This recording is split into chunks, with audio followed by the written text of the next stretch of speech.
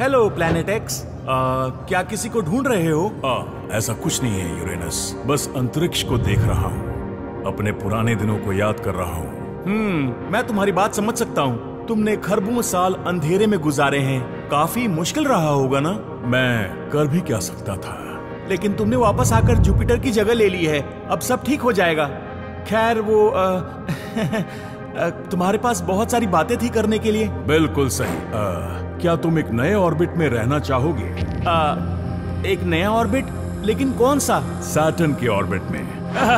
क्यों नहीं, वैसे मजाक अच्छा है। ये मजाक नहीं है, मैं सन से कहकर तुम्हें सैटर्न के ऑर्बिट में और नेपट्यून को तुम्हारे ऑर्बिट में रखवा सकता हूँ, और सैटर्न को नेपट्यून में भिजवा दूंगा, यहाँ से बहुत बहुत दूर। मैं तुम्हारी भावनाओं की कद्र करता हूँ, लेकिन हमारा सन किसी की सुनता कहाँ है? उस प्लैनेट की तो सन सुनेगा ही जिसके बारे में वो भूल गया था। वैसे भी तुम्हारे और मेरे बीच की बात है, सैटर्न ने जुपिटर के हर काम में उसका साथ दिया है, और मुझे लगता है कि सन मेरी बात को जरूर मानेगा। अब मैं क्या ही बोलूं? मैं कब से तुम पर नजर रखे हुए हूँ, तुम भी इज्जत के हकदार हो। जब देखो वो तुम्हारे नाम का मजाक उड़ाते ही रहते हैं। खैर छोड़ो ये बात, मैं तुम्हें एक नया नाम दे दूं, केलस। केलस? बिल्कुल, हर प्लैनेट का नाम एक रोमन भगवान के नाम पर रखा गया, लेकिन तुम्हारा नाम जानबूझकर उनके ऊपर नहीं रखा गया। तुम्हें सबसे अजीब ग्रीक नाम दिया गया था, यूरेनस। जानते हो रोमन में केलस का मतलब क्या होता है? आसमान का भगवान। मैं दावे से कह सकता हूं कि आगे से लोग तुम्हें इसी नाम से बुलाएंगे। बोलो भी, क्या कहते हो? मैं कहता हूं इसमें बहुत ज्यादा मजा आएगा।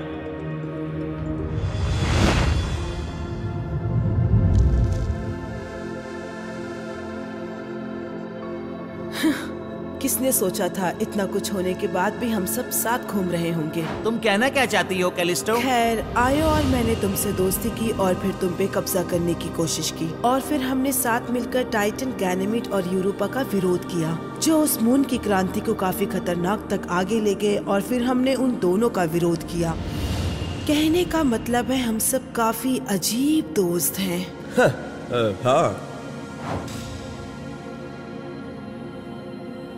मैं समझ गया। ठीक है। क्या कहा? तुम हमारे साथ मून क्लब में शामिल क्यों नहीं होना चाहते थे? खैर सच तो ये है कि सिर्फ इसलिए नहीं कि तुम दोनों ने काफी उधम मचा रखा था, लेकिन शायद मैं नहीं चाहता था कि मुझे कम आंका जाए, और तुम काफी अच्छे लीडर भी हो। ओह थैंक्स। लेकिन अगर तुम्हें ऐसा लगता है तो फिर तुमने अपनी पीठ क्यों दिखाई?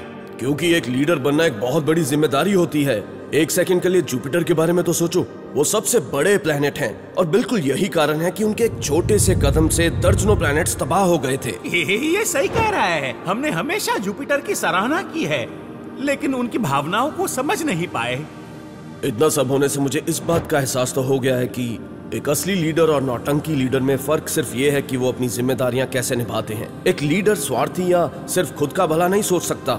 एक असली लीडर दूसरों की सेवा करता है, खासकर उनकी जो उससे छोटे या कमजोर होते हैं। ये सभी छोटे मून्स तुम्हारी इज्जत करते हैं यूरोपा, और सच तो ये है कि तुम भी उनका अच्छे से ख्याल रखती हो। दोस्तों, मुझे लगता है कि हम पहुंच गए।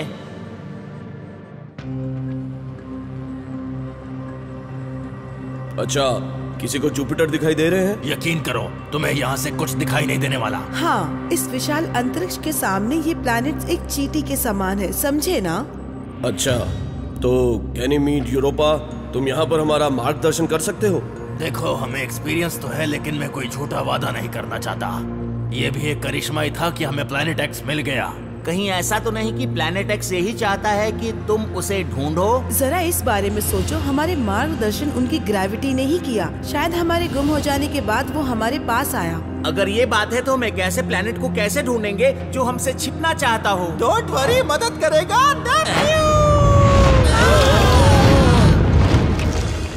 क्या यार नेपट्यून, क्या तुम भी एक नॉर्मल प्लेनेट की तरह ही अपने आने की घोषणा नहीं कर सकते?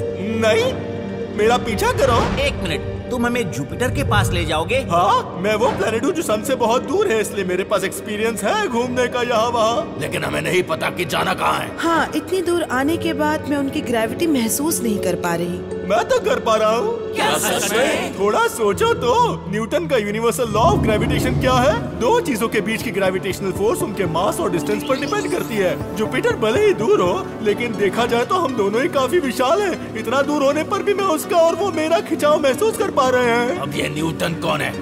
क्या समय आ गया है, अब नेपट्टून हमें साइंस का ज्ञान दे रहा है। ये सब छोड़ो, मेरे साथ चलो।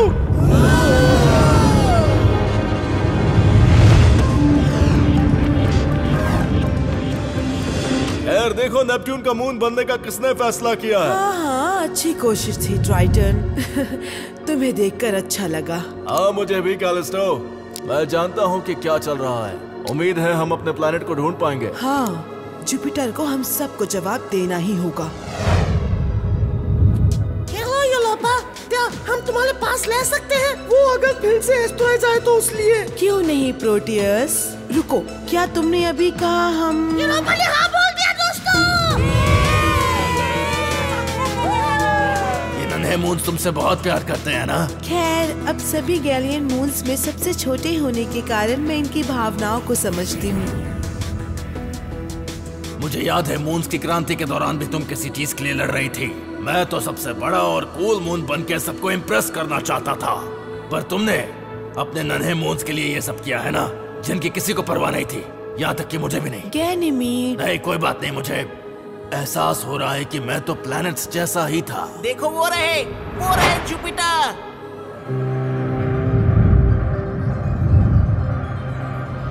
जुपिटर, तुम्हारी बहुत याद आती थी। देखो वो रहे जुपिटर।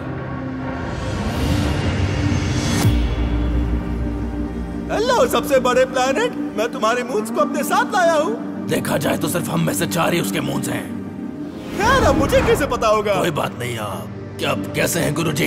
क्या मैं सपना देख रहा हूँ? नहीं नहीं नहीं, हम सब आपके पास हकीकत में आए हैं जुपिटर। अच्छा ऐसा है क्या? लगा नहीं था मेरे मून्स मुझे ढूंढने आएंगे, खासकर ग्रैंड टैग के बारे में जानने के बाद। सच में जो कुछ भी हुआ वो बहुत बुरा था। मेरा मतलब, अब हाँ, हम सब निराश तो हैं, लेकिन अब जो हुआ वो हुआ। देखा गियर्मो, मुझे मून्स दिखने लगे हैं। मैं धीरे धीरे पागल हो रहा हूँ। लगा था कि अपनी गलतियों की भरपाई कर पाऊंगा, लेकिन शायद वो काफी नहीं था। अरे ये तो गियर्मो भी है। हेलो गियर्मो। जुपिटर आओ। एक मिनट, आपके कहने का क्या मतलब है? रॉकी प्लैनेट्स के विनाश के बाद मैंने नए रॉकी प्लैनेट्स को बचाने की हर संभव कोशिश की। वीनस, मार्स, अर्थ, मर्क्यूरी और थेया को भी। थेया? अब ये कौन है? मुझसे मत पूछो। वो मैंने एस्ट्रॉइड बेल्ट को नियंत्रण में रखा, अपनी साइज और ग्रेविटी से उसे स्थिर रखा। आने वाले एस्ट्रॉइड्स को सोलर सिस्टम से बाहर या फिर उसे एस्ट्रॉइड बेल्ट में ही रखा। मुझे लगा इससे सब ठीक हो जाएगा। तो इसका मतलब अब तक आप हम सबकी रक्षा ही कर रहे थे? पर ये सब किसी ने देखा ही नहीं तो। जुपिटर, अगर ये बात सच है तो आप करोड़ों खरबों सालों से हम सब की रक्षा करते आए हैं। आपको वहाँ कुछ तो बोलना चाहिए था, जैसे अर्थ पर जीवन आपके कारण मुमकिन हुआ। क्या इससे नुकसान की भरपाई हो पाएगी? नहीं, लेकिन चुप रहो। जब तक सन नहीं चाहेगा मैं वापस नहीं आऊंगा। तो चले जाओ यहाँ से और मेरी कल्पना में आना बंद करो। मैं चीजों को इमेजिन कर रहा हूँ। अब क्या करें? हमें सन को ये सब बताना ही होगा। हो सकता है वो इस बारे में कुछ सोचें। गैनीमीड, हम जितनी बार भी सन के पास गए हैं, चीजें बद से बदतर हुई हैं। पता है, लेकिन कोई और ऑप्शन नहीं है।